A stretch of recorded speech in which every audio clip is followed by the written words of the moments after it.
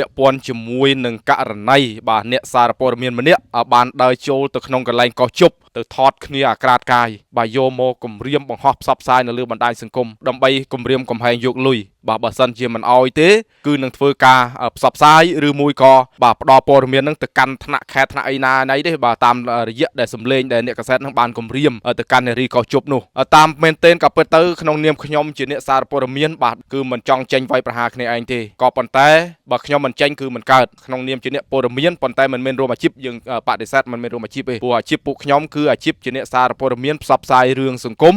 ជួយនៅក្នុងសង្គមរឿងរ៉ាវវិវាទអយុត្តិធម៌នៅក្នុងសង្គមមិនមែនអាជីពដើរដេកជាមួយនឹងស្រីកោះជប់ហើយគម្រាមយកលុយគឺមិនមែនជាអាជីពពួកខ្ញុំអញ្ចឹងហើយបាទនៅក្នុងការព័ត៌មាននេះអ្វីដែលយើងចេញមកនេះគឺដើម្បីប្រាប់ទៅកាន់បងឈ្មោះអីតេងបន្ទឿននោះក្នុងនាមបងជាអ្នកសារព័ត៌មានម្នាក់ប្រហែលជាបងបានយល់ហើយអំពីច្បាប់ស្ដីពីរបបសារព័ត៌មានអ្វីទៅជាក្រមសីលធម៌និងវិជ្ជាជីវៈជាអ្នកសារព័ត៌មានបាទក្នុងនាមជាអ្នកសារព័ត៌មានគឺត្រូវយកព័ត៌មានពិតនៅក្នុងសង្គមផ្សព្វផ្សាយជូនថ្នាក់ដឹកនាំបាទឬក៏មន្ត្រីផ្នែកច្បាប់ដើម្បីចូលរួមជ្រាបជាព័ត៌មានដឹងឮហើយក៏បានដោះស្រាយរោគយុទ្ធធម៌ជូនជនរងគ្រោះមិនមែនអាងបានកាន់ក្បាលមីក្រូឬមួយក៏បានកាត់ព័ត៌មានមួយចង់ធ្វើអ្វីក៏តាមអំពើចិត្តគឺអត់បានទេបាទពាក់ព័ន្ធជាមួយនឹងការចូលទៅត្រួតពិនិត្យនៅក្នុងកន្លែងកោះជប់ឬក៏កន្លែងរកស៊ីបទល្មើសខុសច្បាប់ណាមួយគឺជាទួនាទីកាតព្វកិច្ចរបស់សមត្ថកិច្ចអញ្ចឹងក្នុងនាមបងជាអ្នកសារព័ត៌មានហើយខ្ញុំជាអ្នកសារព័ត៌មានដូចគ្នាខ្ញុំ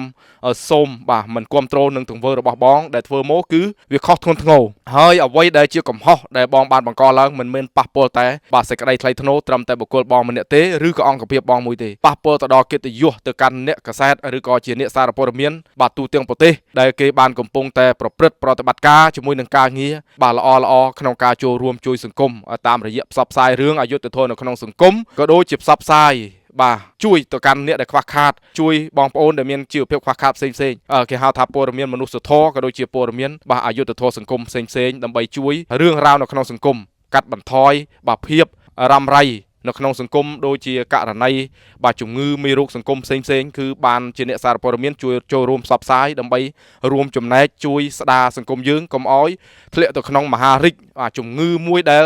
កែមិនឡើងគឺគេហៅថាអ្នកមានឥទ្ធិពលមានអំណាចគៀបសង្កត់ជិះជាន់ទៅកាន់អ្នកដែលមានថាភាពទន់ខ្សោយអញ្ចឹងហើយបានសម្លេងអ្នកសារព័ត៌មានជួយផ្សព្វផ្សាយប៉ុន្តែគឺត្រូវប្រកាន់ឆន្ទៈថាផ្សាយពិតមិនបំភ្លឺមិនបំភ្លៃហើយក៏មិនមែនបានកាតព័ត៌មានមួយក្បាលមីក្រូមួយទូរស័ព្ទមួយគ្រឿងអាងចង់ទៅថតចង់ទៅ live ចង់ទៅបរិហារអ្នកណាតាមអំពើចិត្តគឺមិនបានទេអញ្ចឹងក្នុងនាមខ្ញុំជាអ្នកសារព័ត៌មានខ្ញុំមិនគ្រប់គ្រងចំពោះទង្វើរបស់បងតេងបន្ទឿនទោះបីបងជាអ្នកសារព័ត៌មានក៏ដោយក៏ក្នុងម៉ោងនេះខ្ញុំសូមនិយាយពីបងពីព្រោះបានឃើញទង្វើរបស់បងធ្វើមកគឺអសិលធម៌ទៅថតគ្នាអាក្រាតកាយបាទយកមកគម្រាមបង្ហោះផ្សព្វផ្សាយនៅលើបណ្ដាញសង្គមចឹងបងគិតត្រឡប់ឡើងវិញទង្វើមួយនេះបើសិនជាកាត់ឡើងចំពោះសាច់ញាតិរបស់បងកូនស្រីរបស់បងប្រពន្ធកូនម្ដាយរបស់បងគឺសិតតែជាស្រីចឹងបងត្រូវគិតពីចំណុចអស់នេះមិនមែនបងចេះតែធ្វើអ្វីតាមអ្វីដែលជាអារម្មណ៍កាន់កាតព័ត៌មានមិនមែនជួយផ្សព្វផ្សាយការងារជួយសង្គមបែរជាកាន់កាតព័ត៌មានដែលគម្រាមកំហែងយកលុយបាទដើម្បីបានលុយមកចិញ្ចឹមក្រពះបាទមិនគ្រប់គ្រងឲ្យបងធ្វើបែបនោះទេលុយអ្នកណាក៏ចង់បានក៏ប៉ុន្តែត្រូវបានលុយប្រកបដោយភាពសុចរិតដោយមិនមានការប្រព្រឹត្តអំពើណាមួយដែលទុច្ចរិតប៉ះពាល់ទៅដល់សិទ្ធិឯកជនរបស់អ្នកដទៃអញ្ចឹងព័ត៌មាននេះខ្ញុំអធិស្ឋានមិនចង់ប៉ះបងក្នុងនាមបងជាអ្នកសារព័ត៌មានទេហើយក៏ដោយសារតែបានឃើញបងប្អូនអ្នកសារព័ត៌មានយើងទូទាំងប្រទេសបានយកមកចេញផ្សាយហើយដោយសារតែគេទទួលយកបានចំពោះទង្វើរបស់បងអញ្ចឹងអរគុណតម្លៃកាន់តែពិសេស Galaxy A16 ជំរឿនដ៏ឆ្លាតវៃប្រញាប់ទិញឥឡូវនេះ